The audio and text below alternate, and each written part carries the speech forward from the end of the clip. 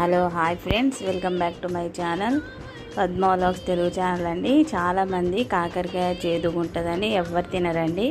నేను చేసిన విధంగా చేయండి, చాలా బాగుంటుందండి. చేదు అనేది రాదు, చాలా టేస్టీగా కూడా ఉంటుందండి. మనం ముందుగానే కాకరకాయలు చిన్నగా కట్ చేసేసుకోవాలండి. కట్ చేసుకున్న తర్వాత కడుక్కోవాలంటే సాల్ట్ పసుపు వేసి కడుక్కోవద్దండి. మామూలు నీళ్ళతోనే కడుక్కొని తర్వాత నూనె కొంచెం ఎక్కువనే పడుతుందండి. నూనె వేసుకొని తాలింపు వేసుకొని కాకరకాయ మగ్గనివ్వాలండి.